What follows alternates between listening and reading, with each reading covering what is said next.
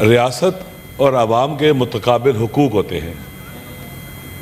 حکمرانوں نے ان متقابل حقوق کا خیال رکھنا ہے، فیسیلیٹیٹ کرنا ہے تاکہ لوگوں کو ان کے رائٹس ملیں. جب حکومت خود آئے اور ان کے بنیادی جو حقوق ہیں جو آئین میں بھی دیے گئے ہیں اور پوری دنیا کے اندر رائج ہیں ان کو وائلیٹ کرے اور وہ حق ان کو نہ دے، وہ چیختے رہیں، چلاتے رہیں اور اس پر کوئی اثر نہ ہو، کیا اس صورت میں حکومت کی لیجیٹیمیسی باقی رہتی ہے کہ جب وہ اپنے عوام کی اکثریت کے حقوق ہی ان کو نہ دے، مشکلات کھڑی کرے؟ سر میری گزارش ہے، مجھے ایک سوال کا جواب دیں کہ کیا پولیس کو حق ہے کہ پرامن مظاہرین کو ڈنڈوں سے مارے اور ان کی گاڑیوں کے شیشے توڑے، ان کو اٹھا کے تھانوں میں بند کرے؟ کیا وزیر قانون صاحب، وزیر داخلہ صاحب، ان کی ذمہ داری نہیں ہے کہ اس طرح کی اگر کوئی غیر قانونی اور غیر آئینی کوئی حرکت ہوتی ہے تو اس کا راستہ روکے؟ ہم آج کتنے دنوں سے چلا رہے ہیں. سر میں پہلے بھی کہہ چکا ہوں کہ فرعون پر بھی ظلم نہیں ہونا چاہیے، ظلم کسی پر بھی نہیں ہونا چاہیے. ظلم کیا ہوتا ہے؟ جب آپ کسی کو اس کا حق نہیں دیتے، اس کے رائٹس وائیولیٹ کرتے ہیں، نہیں دیتے اس کو حق. حکومتیں ہیں اس لیے کہ لوگوں کو ان کا حق دیں اور لوگ متقابل ریاست کے حقوق کو بھی انجام دیں اور اس پر عمل کریں. اس وقت پورے پاکستان میں اور دنیا میں ہم چیخ رہے ہیں، چلا رہے ہیں کہ عمران خان صاحب پاکستان کا ایک معزز شہری ہے، سابقہ پرائم منسٹر ہے، قیدی ہے، اس کے کچھ حقوق ہیں جو وائلیٹ ہو رہے ہیں. آپ یہاں موجود ہیں، سارے قانون ساز یہاں موجود ہیں. خالی قانون بنانا کافی نہیں ہوتا، قانون کی امپلیمنٹیشن بھی ہونی چاہیے، اس پر عمل بھی ہونا چاہیے، ورنہ اس کا فلسفہ ہی ختم ہو جاتا ہے.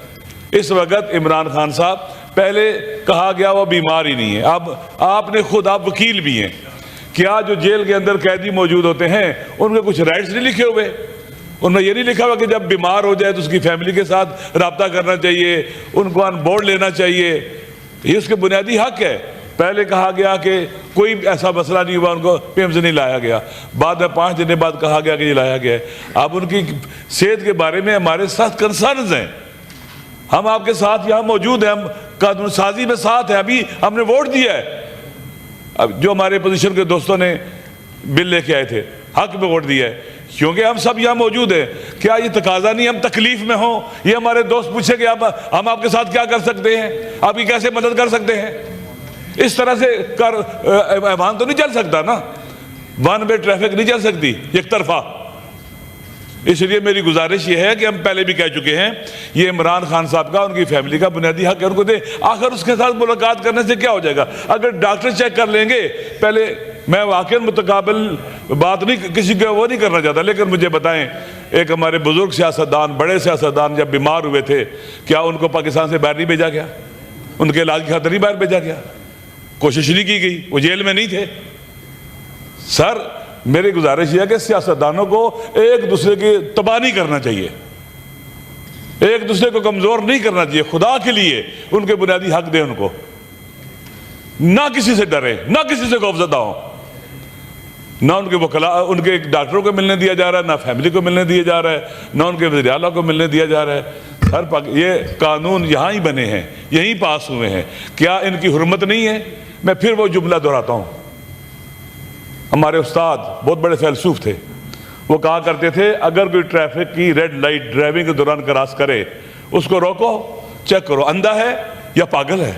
اس نے قانون کو اتنا گھٹیا اور پس کیوں سمجھا ہے کہ اس کو پاؤں تلے روندا ہے؟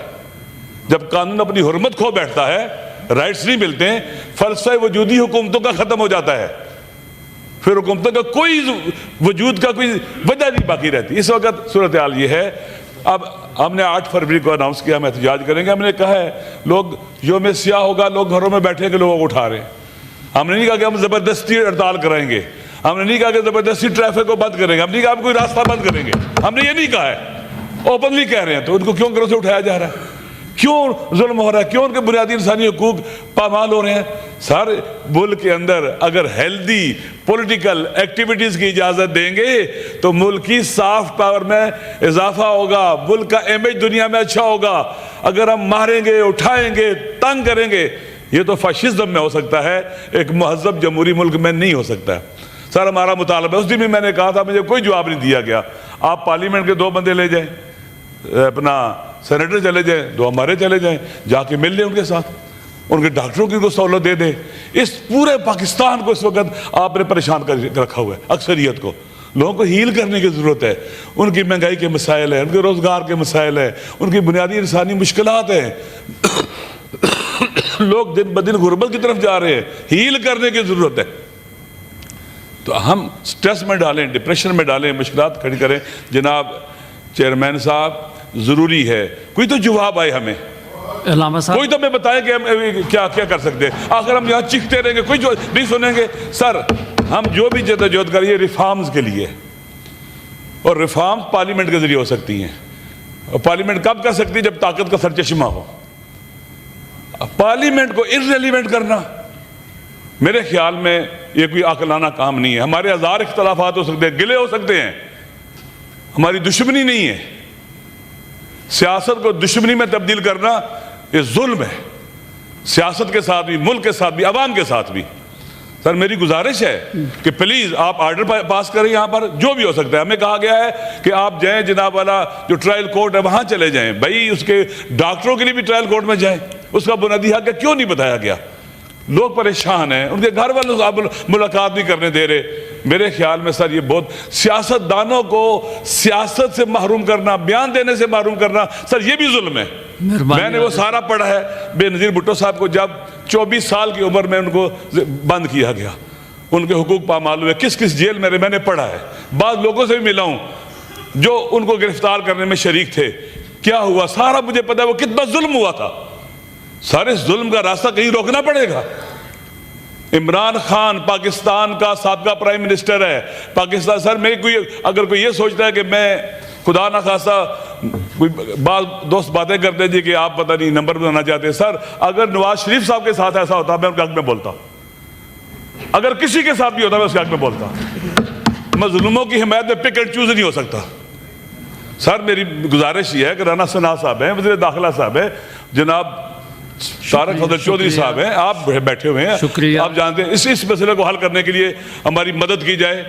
یہ ہمارا حق ہے, عمران خان صاحب کا حق ہے, ان کی پارٹی کا حق ہے, ہم سب کا حق ہے. ہم وہاں ان سے جا ملیں گے, خدا نہ خواستہ پاکستان کو نہیں ڈھانے کے لیے بات کریں گے, پاکستان کو بچانے کی بات کریں گے. شکریہ راجہ صاحب. حکومت کے اختیارات ہوتے ہیں, پاور ہوتی ہے, لہذا مہربانی کریں, انہیں کہیں, انہیں آرڈر کریں. ہماری ریکویسٹ بھی ہے تاکہ اس مسئلے سے ہم نکلیں اور آگے بڑھے. پاکستان کو الجھا کے رکھنا, سیاسی بحران, معاشی بحران, امن و امان کا بحران, کسی ڈسکشن کریں, یہاں بیٹھ کے بات کریں, ہر لحاظ سے بات کریں, ارریلیونٹ نہ ہو. سر اگر یہ ایوان ارریلیونٹ ہو گیا پھر ریفارمز کے راستے بند ہو جائیں گے, پھر لوگ خود اپنا راستہ اختیار کریں گے. شکریہ راجہ صاحب, بہت شکریہ. بیشتر اس کے ایک منسٹر